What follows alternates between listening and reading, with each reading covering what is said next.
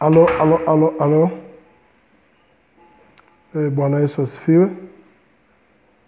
Kwa majina yangu naitwa Noel Oliveroya. Nimependa kuzungumza mambo machache usiku wa leo kutokana na haya ambayo yanaendelea katika mtandao wa kijamii. Ndio maana muda huu na wakati huu nikasema si vema nikanyamaza. Ni vema nikazungumza na Watanzania wote kwa ujumla wapate kujua na kuelewa haya mambo yanayoendelea ndani ya taifa hili. Lakini vijana wengi wamekuwa wakilaumu na kulalamika katika kila jambo linalofanywa na serikali. Wamekuwa wakilaumu kwa kila jambo. Lakini mambo mengine hayapaswi kulaumu wala kulalamika. Yanakuwa ni mambo ya binafsi zaidi. Sasa nikasema nitakuwa ni mnyimifu wa fadhila kama sitasema ukweli. Na ukweli ni huu. Kwa vijana wenzangu wa Chadema, wenye kuchukia wachukie, wenye kupasuka wapasuke, lakini penye ukweli tutasema ukweli. Sasa sio kila kitu cha kulaumu kila wakati. Nimeona vijana wengi kwenye mtandao wanamlaumu Ndugai. Wanasema Ndugai hataenda mbinguni, Ndugai amefanya mabaya, Ndugai ni mtu mbaya, Ndugai ni shetani, Ndugai hana huruma, Ndugai hivi na vile. Kwenye mtandao wa kijamii mambo mengi sana yamezungumzwa. Lakini sisi ndio wanachadema original. Hao waliokuja juzi na upepo hawajui hata Chadema wala hawajui misingi ya Chadema. Lakini mimi naijua Chadema kinyume. Nimekaa ndani ya Chadema zaidi ya miaka 18 sasa. Kwa hiyo ninaijua Chadema vizuri kuliko mtu yoyote yule. Na ndio maana sometime hata tunapokosoa au kusifia watu wengine wanachukia. Lakini sio kila jambo la kukosoa. Kuna mambo ya kukosoa na kuna mambo ya kusifia. Watwana waliwahi kusema neno moja zuri sana. Walisema uungwana ni nini? Uungwana ni kukosoa pale ambapo mtu anakosea na kusifia pale ambapo mtu anakosea. Sasa kwa hili la Nassari, kiukweli kabisa Ndugai yuko sahihi kwa 100%. Nassari tumempigia kelele kwenye magrupu, ni zaidi ya mwaka mzima hajahudhuria bunge. Mara ya mwisho Nassari kuhudhuria bunge ilikuwa ni mwaka 2017 mwishoni. Mwaka 2018 wote hajahudhuria ndani ya bunge. Sasa nani wa kulaumiwa, Nassari au Ndugai? Kwa hiyo vijana wenzangu, msiwe na emotions, msiwe na miemko kulaumu kila kitu, kuona tu serikali inafanya kila kitu vibaya, vingine tunafanya sisi ambavyo ni vibaya. Na hichi kitendo cha Nassari kimeniumiza roho kuliko mbunge yoyote. Ni bora hata wale walioondoka ndani ya Chadema kwa kusemekana kuwa wameongwa au wamepewa fedha. Lakini hii ya Nassari ametuuza kwenye gunia. Anajua alichokuwa anakifanya. Nassari ni msomi, tena msomi wa masters. Anajua kanuni za bunge, anajua sheria za bunge, kwamba bunge linasema ukikosa vikao 3 vya bunge unakuwa umejiondolea uhalali wewe mwenyewe wa kuwa mbunge. Alafu leo vijana wanakaa kulalamika. Mnalalamika nini? Acheni ujinga. Wakulaumiwa ni Nassari, sio Ndugai. Sio kila kitu tu kunungunika, kila kitu kulalamika, kila kitu kusema serikali inakosea. Sisi pia tunakosea. Tumefuga nyoka ndani ya nyumba. Wewe umefuga nyoka ndani ya nyumba, unategemea nini? Unategemea nini? Nyoka ukimfuga ndani ya nyumba yako, hata ukimpa unga, ukampa samaki, ukampa mafuta, ukampa kila kitu, mwisho wa siku atakung'ata tu usipompa chakula. Kwa hiyo wakulaumiwa ni Nassari, sio Ndugai. Ninawashangaa hata vijana wengine ni wasomi kabisa. Wamesoma, wengine wana masters, wengine wana PhD, wengine wana degree. Leo wanamlaumu Ndugai, wanasema Ndugai alaaniwe. Alaaniwaje? hiyo laana haiwezi kumpata Ndugai hata siku moja. Sasa mimi ni mwanaharakati na ni mkweli sana, na nimekuwa mkweli na nimekuwa straight kwenye mambo ya msingi. Pale ambapo serikali inafanya vizuri, tunapaswa tubadilishe mifumo ya siasa. Siasa sio uadui, siasa sio kukosoa kila jambo, siasa sio kujionyesha mnyonge kwa kila jambo.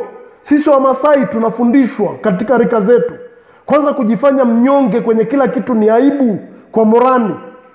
Kuwa mnyonge, kila kitu tu kulaumu, kila kitu kulalamika. Umekuwa mwanamke. Mwanamke ndiye anayepaswa kulalamika kwa kila kitu, sio mwanaume.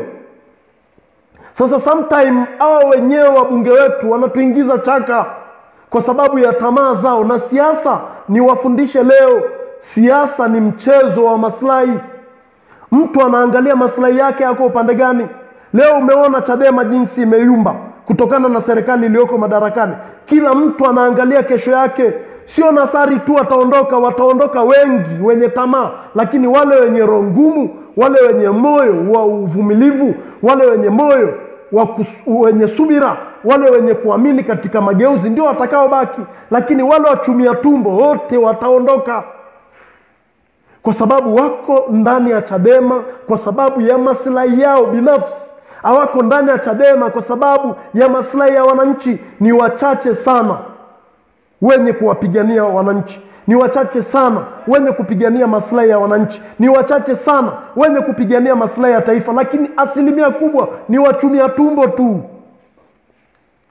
Tumejifunza mengi kupitia hizi siasa za Tanzania. Nimejifunza mambo mengi mno.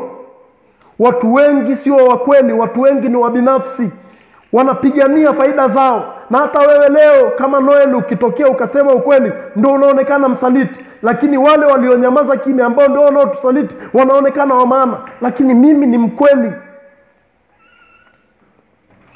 mimi ni mkweli, na ninapenda kusimamia ukweli. Ndio misingi niliyofundishwa. Sasa tunapaswa tubadilishe mfumo wa siasa. Mahali ambapo unaiona serikali imefanya vizuri, isifie. Mahali ambapo unaona serikali inafanya vibaya, wakosoe. Huo ndo uungwana. Sasa vijana wengi wa Chadema wanafikiria kwamba kukosoa tu ndio upinzani. Nonsense, ujinga mtupu. Na wamesoma kabisa, lakini hawana akili.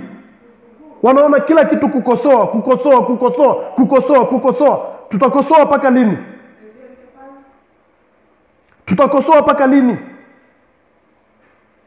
Tunapaswa kukosoa pale serikali inapokosea. Ndio maana mimi ukifuatilia posti zangu zote, mahali Magufuli anakosea na mkosoa, mahali anafanya vizuri na msifia, mahali mbunge wa Chadema anakosea na mkosoa, mahali mbunge wa Chadema anakosea na mkosoa, mahali kiongozi yoyote anakosea na mkosoa. Uliza hata watumishi ambao niko nao kanisani. Ndivyo nilivyo. Hata kanisani kwangu ninaposali, nikimwona mchungaji anakosea namwambia, na nikimwona anafanya vizuri na msifia.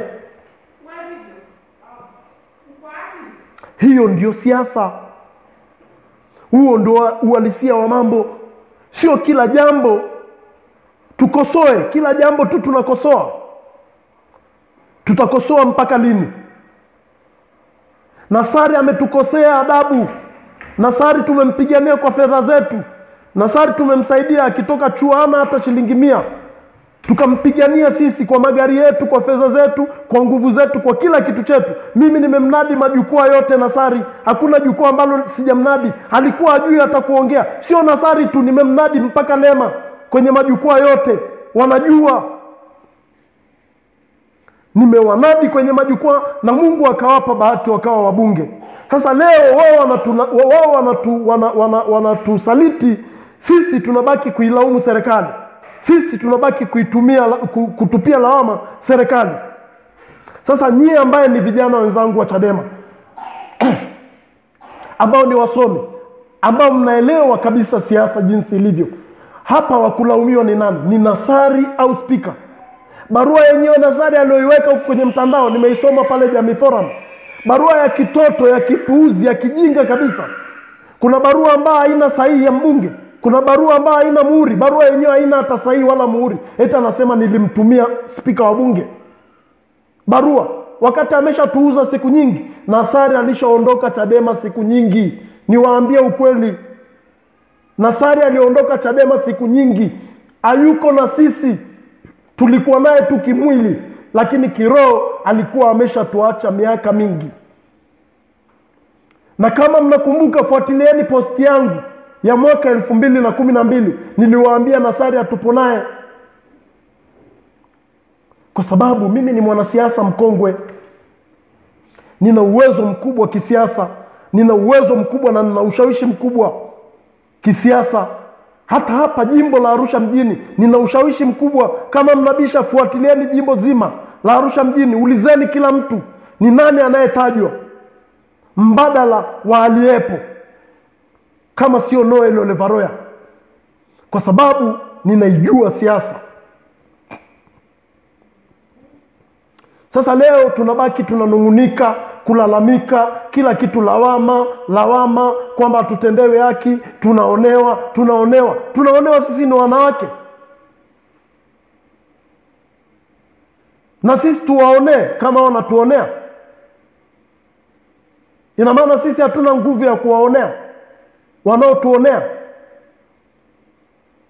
Tuache malalamiko, tufanye siasa safi. Tuache kulialia. Tunalialia nini? Kulialia ovyo kila siku. Nimechafukwa, nimekasirika mno kuliko siku zote. Nimekaa kimya kwa muda. Nimepita kwenye maposti mengi. Kila posti ninayopita nalaumiwa Ndugai. Ndugai amekosea nini? Wapi Ndugai amekosea? Ndugai amefuata sheria, na ndio kitu tunachokililia Chadema kila siku, kwamba kanuni na sheria za nchi zifuatwe. Sasa Ndugai amefuata sheria za nchi zinavyosema kwamba mbunge akikosa vikao vitatu vya bunge anakuwa amejiondolea uhalali wa kutokuwa mbunge. Sasa sisi tungepaswa ndo tuingie kwenye mtandao leo tumsifie Ndugai kwamba hakika Mungu ameibariki Tanzania. Sasa sheria ambazo tunazililia, ambazo tunazipigania zimeanza kutekelezwa, zimeanza kufuatiliwa kwa mfano ambao Ndugai ameuonyesha leo. Sio huo tu, nimeona leo hata kwenye taarifa habari, polisi kule Tabora wanawabambikia watu kesi, wamewabambikia watu karibu 3 kesi za mauaji. Yule bwana akaandika barua kwenye gazeti, Rais Magufuli akasoma ile barua. Alipoona ile barua akajua ya kuwa kuna Watanzania kweli wanaonewa, akatuma upelelezi wake chini, wakafuatilia, wakaja wakagundua ni kweli wale jamaa wamebambikiziwa hizo kesi za mauaji. Na matokeo yake leo wameachiwa wale watu. Sasa tusimpongeze kwa hilo? Ni magereza mangapi watu wamebambikiwa kesi? Hapa Arusha tu penyewe watu wangapi wamebambikiziwa kesi za uonevu? Sasa serikali inapotekeleza yale tunayoyapigia kelele, tunapaswa kuisifia. Serikali pale inapokosea tunawakosoa. Sasa kama sisi tunalalamika kwamba watu wanabambikiwa kesi, sisi tunalalamika watu wanauawa, sisi tunalalamika watu wanafanyiwa ila, sisi tunalalamika sheria hazifuatwi, leo Ndugai amefuata sheria, tunapaswa kunungunika? Tunapaswa kulalamika au tunapaswa kumsifu na kumpongeza Mheshimiwa Spika wa Bunge? Kwa sababu amefanya jambo la msingi na jambo la maana, kwamba Nassari ametuuza na akatuuza kijanja, kwamba wengine walionekana wamejiuzulu ubunge. Yeye amekuja na staili mpya ya kitoto kwamba mimi nitakosa vikao vitatu vya bunge, nikishakosa sinakuwa nimeondokana na uhalali wa kuwa mbunge, alafu mwaka 2020 sinarudi kwa Chama cha Mapinduzi. Akatumia hiyo akili ya kitoto, akituona sisi ni watoto kama yeye. Kumbe sisi tunayo akili na tunayo maarifa. Tukamshtukia. Tungetakiwa leo tumshambulie Nassari kwa usaliti aliyoufanya na kumlaani yeye na kizazi chake, kwa usaliti aliyoufanya, kwa nguvu zetu tulizotumia kumpigania ili yeye awe mbunge. Lakini matokeo yake vijana wamebadilisha kibao, wanamlaumu Ndugai. Ndugai ametuzulumu, Ndugai ametufanyia hivi, Ndugai amefanya sivyo, Ndugai amelaaniwa, Ndugai amefanya hivi. Unamlaumu Ndugai amekosea nini? Wapi alipokosea Ndugai? Ndugai yuko sahihi Inahitajika kesho chama chetu kiite press conference, kimshukuru Mheshimiwa Ndugai kwa kufuata sheria na kumpongeza Ndugai kwa kufanya maamuzi mazuri na kumuomba afanye hivyo kwa yoyote yule atakaye kiuka taratibu na kanuni na sheria za nchi. Hiyo ndio Tanzania mpya tunayoitaka, Tanzania mpya yenye kuheshimu haki, Tanzania mpya yenye kufuata sheria, Tanzania mpya yenye kufuata haki za wanadamu. Hicho ndicho cha msingi tunachokitaka ndani ya taifa hili. Lakini tukiendelea kunungunika na kulalamika na kulaumu wakati watu wamechukua chao na kupita hivi, Nassari ndio mtu mbaya, Ndugai ni mtu mwema, Ndugai ni mtu mzuri, Ndugai amefanya kazi nzuri, Ndugai anapaswa kupongezwa, Ndugai anapaswa kusifiwa, Ndugai anapaswa kupewa moyo, Ndugai anapaswa kusifiwa na kila Mtanzania kwa sababu ametenda yale yaliyo mema, amefuata katiba ya nchi, amefuata sheria za nchi jinsi zinavyosema.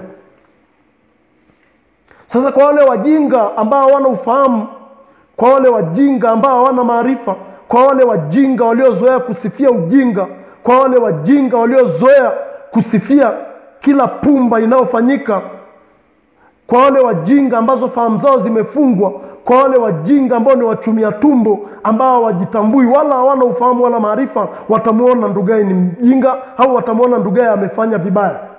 Kwa sababu Biblia inasema wana akili lakini akili zao zimefungwa, wana masikio lakini hawasikii, wana macho lakini hawaoni, kwa sababu mioyo yao ni migumu kama mawe. Hawatakaa wasikie la kuona wala la kuambiwa kwa macho yao. Watabaki kusifia upuuzi, watabaki kusifia ujinga, watabaki na umimi na kuwatenga watu wengine. Niwaambie ukweli vijana wenzangu, siasa sio uadui. Upaswi kumchukia mtu wa CCM wala wakafu wala wa Chadema wala chama chochote. Tushindane kwa sera, tushindane kwa hoja. Hiyo ndio siasa. Na pale ambapo Chadema inafanya vizuri, isifieni. Pale ambapo Chadema inafanya vibaya, ikosoeni.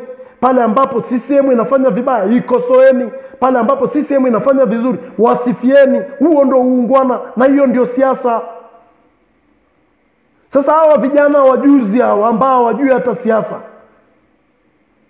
wanatuletea miemko na emotions zao na kutukana watu. Kila unachoandika kwenye mtandao kutukana tu. Sasa sijui ndio wamefundishwa matusi tu au nani amewafundisha matusi? Kutukana tu. Sio kila kitu cha kutukana. Tumia akili kukosoa kwa akili. Tumia maarifa kosoa kwa maarifa. Ndio maana unaambiwa akili ya mwenzako ongezea na ya kwako. Sio kila unachoambiwa tu unasema ndio mzee. Sio kila unachoambiwa unasema ndio mzee. Unapaswa mengine kuongezea akili yako wewe binafsi, pasipo kuisikiliza akili ya mtu mwingine inasemaje. Sasa tukiendelea kusikiliza akili za watu na kufuata mawazo ya watu, tutaendelea kuwa watumwa, tutaendelea kuwa wajinga, tutaendelea kuburuzwa. Na mimi Noeli sio mjinga, mimi ni mtu mwenye akili, mimi ni mtu mwenye maarifa, mimi ni mtu mwenye ufahamu mkubwa na ninafahamu kila kitu. Ndio maana siasa zangu ni tofauti kabisa na za vijana wengi. Siasa zangu ni tofauti kabisa na za vijana wengi. Nitasifia pale panapostahili kusifiwa. Nitakosoa pale panapostahili kukosoa. Iwe ni Chadema nitawakosoa, iwe ni CCM nitawakosoa, iwe ni baba ni mama nitawakosoa, iwe ni kanisani, iwe ni msikitini, iwe ni nyumbani, iwe ni rafiki zangu, iwe ni ndugu zangu, iwe ni mke wangu, iwe ni watoto wangu. Mnapokosea nitawakosoa na mnapofanya vizuri nitawasifia. Hiyo ndio siasa mimi ninayoipenda. Ninampenda sana kijana mmoja wa CCM anaitwa Tadeo Lemushi. Nashangaa Mheshimiwa Magufuli kwa nini mpaka leo anamwacha, hajampa hata nafasi. Kwa sababu Tadeo Lemushi anaikosoa CCM, anaikosoa kafu, anaikosoa Chadema, anaisifia Chadema, anaisifia CCM, anaisifia kafu. Pale popote kafu inapofanya vizuri, Tadeo Lemushi anaandika wamefanya vizuri. Pale popote CCM inapofanya vizuri, Tadeo Lemushi anaisifia. Pale popote CCM inafanya vibaya, Tadeo Lemushi anaikosoa. Pale popote Chadema inafanya vizuri, anaisifia. Pale popote Chadema inapofanya vibaya, anaikosoa. Huo ndo uungwana. Sasa nashindwa kuelewa kwa kweli, yani sometime mpaka inafikia mahali naona yani hizi siasa za Tanzania ni ujinga. Yani saa nyingine nafikia mahali nataka nifanye hata yani niseme hata neno baya kwa hizi siasa za Tanzania, lakini najikuta ninayo hiyo spirit ya kutetea watu. Mungu ameniumba hivyo. Mungu ameniumbia moyo wa kutetea watu. Mungu ameniumbia hiyo spirit ya kutetea wanyonge. Sometimes najitahidi ninyamaze, nashindwa kunyamaza kwa sababu hiyo kitu iko ndani yangu, iko ndani ya moyo wangu, kutetea watu kwa haki. Na hili kama tunataka na sisi kuishi vizuri katika maisha ya dunia hii, ni lazima tuseme ukweli, ni lazima tuwatetee watu kwa haki. Sasa kama tunataka haki, na kama tunataka kuwatetea watu kwa haki, na kama tunataka kusema ukweli, lazima tuseme ukweli. Lazima tuendelee kusema ukweli. Na hata mahali ambapo Ndugai nimesoma kwenye mitandao kwamba amemfutia Tundu Lissu mshahara, nilisikitika, nikaona sio haki. Sio haki kwa sababu Tundu Lissu anaye mke, Tundu Lissu anao watoto. Hilo swala walipaswa waliangalie kwa macho mawili, alafu sio kila jambo la kulivalia njuga. Nilimkosoa Ndugai kwa hilo ambalo limetapakaa kwenye mitandao kwamba amemfutia Tundu Lissu stahiki zake zote za kiubunge, na wakati yeye amechaguliwa na wananchi. Nilimkosoa Ndugai. Hizo ndo siasa. Na leo Ndugai amefanya vizuri kumuondoa Nasari, tunapaswa tumsifie. Anapokosea tumkosoe, anapopatia tumsifie. Huo ndo uungwana. Huo ndio uungwana wa Tanzania wenzangu. Mahali mtu anapokosea akosolewe, mahali mtu anapofanya vizuri asifiwe. Hizo ndo siasa. Hao vijana wangekubali niwafundishe mimi siasa, wangeenda mbali sana. Wengi wako na emotion, hawajawahi kujifunza hata siasa. Mimi ni mwanasiasa, iko ndani ya damu. Nimekaa na Dr. Willibrod Slaa, ametufundisha siasa na tukaiva. Tumekaa kwenye semina mbalimbali tukifundishwa maana ya politics. Sasa leo hakuna hata waliofundishwa, hawajui hata siasa ni nini. Wamebaki tu, akikuona uko na mtu wa CCM tayari unaitwa msaliti. Yaani mama yangu kwa vile yuko CCM ni mtenge, babangu kwa vile yuko CCM ni mtenge, rafiki yangu kwa vile yuko CCM ni mtenge. Na kula naye, na kunywa naye, na kaa naye, na shirikiana naye kwa kila hali, kwa kila njia, wala hakuna mtu anaweza kunipangia.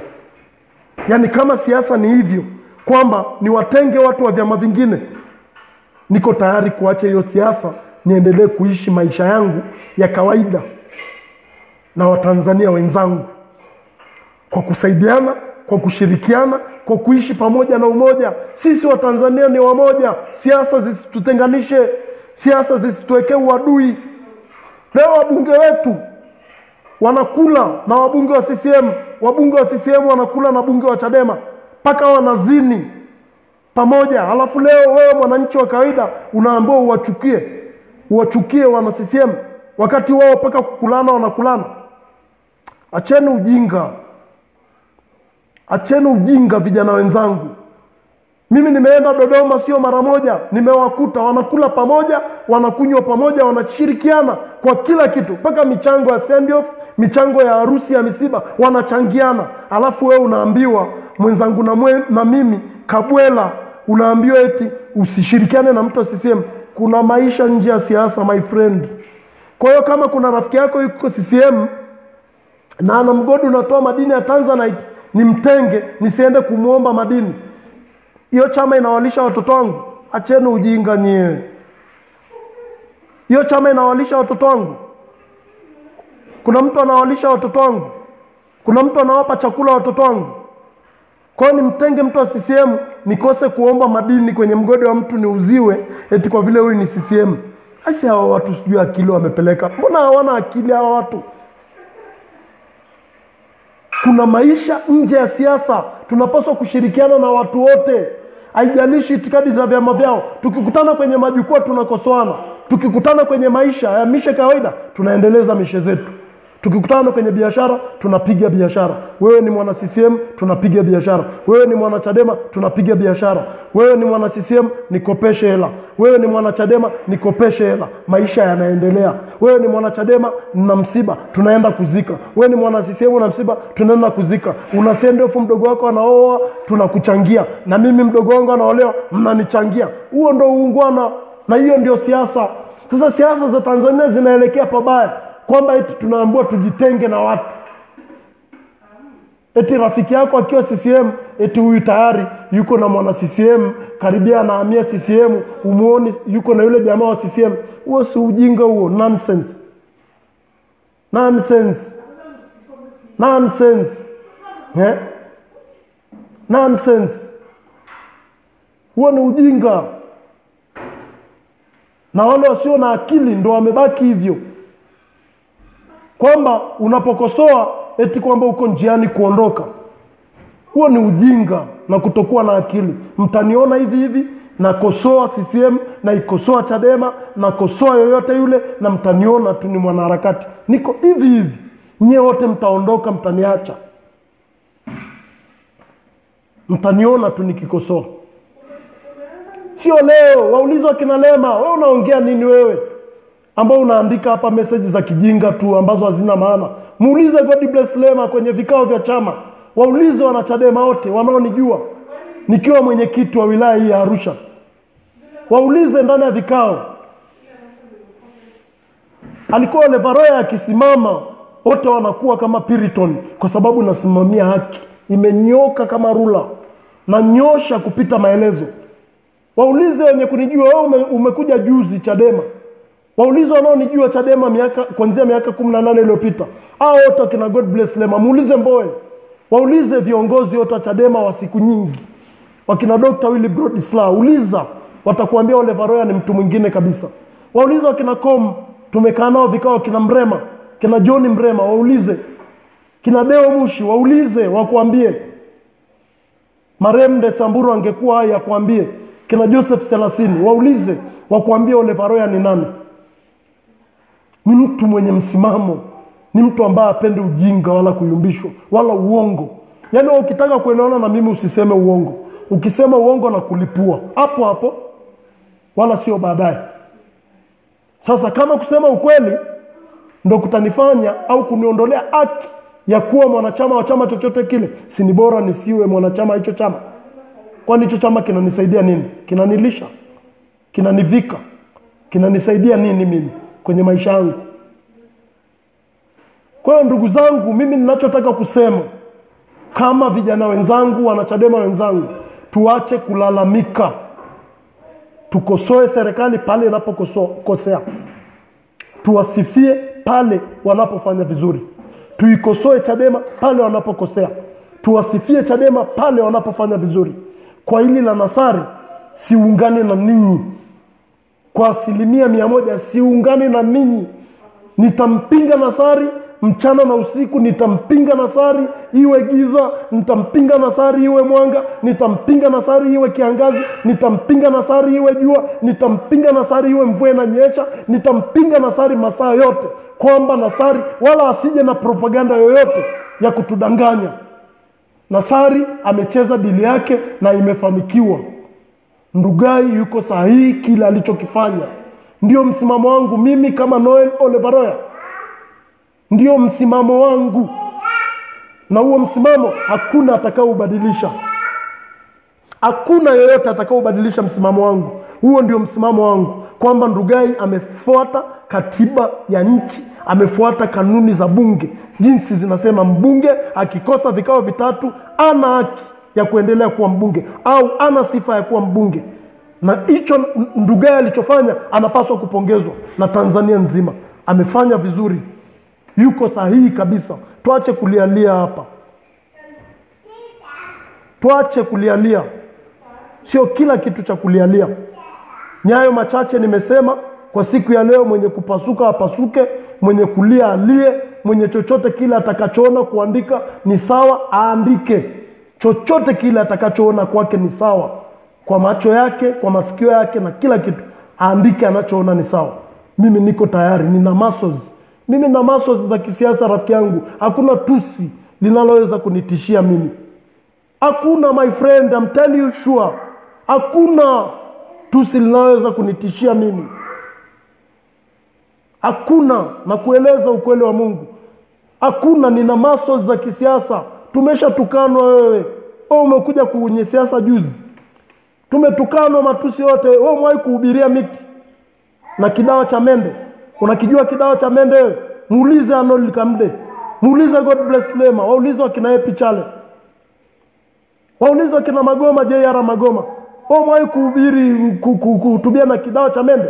Kile kinasema dawa mende, kile kispika cha hivi umewahi kuhutubia? Alafu unahutubia miti. Hamna mtu hata mmoja anasikiliza mkutano wenu. Mnaonekana wauni. Wakati huo hakuna hata Chadema wala mtu haijui Chadema. Tumehutubia miti. Tunapiga kelele, hamna mtu anakuja kutusikiliza. Leo Chadema imekuwa ndo unaniletea za kuleta na matusi yako ambao hujui. Kuna watu tumetukano kama sisi wewe ndani ya hii chama. Wakati huo haina hata mwanachama mmoja. Tunazunguka kuhutubia miti. Unabaki mahali na kile kimende, kidawa cha mende unahutubia. Hamna mtu anakusikiliza. Ndo leo kwamba chama imekuwa. Acha ujinga wewe. Tukana unavyoweza. Lakini mimi msimamo wangu ni Ndugai amefanya vema. Alivyofanya, amefanya kitu kizuri kabisa. Hajakosea mahali popote. Spika Ndugai ametenda haki. Spika Ndugai amefanya yale yaliyo mapenzi ya Mungu, kwamba Nassari ana sifa ya kuendelea kuwa mbunge. Alikuwa Uingereza mwaka mzima akijirusha, akila bata, sawa, akijua kabisa kwamba kutokuhudhuria bunge pasipo kutoa taarifa ni kosa, na akafanya hivyo. Nani wa kulaumiwa? Acheni ujinga nyie.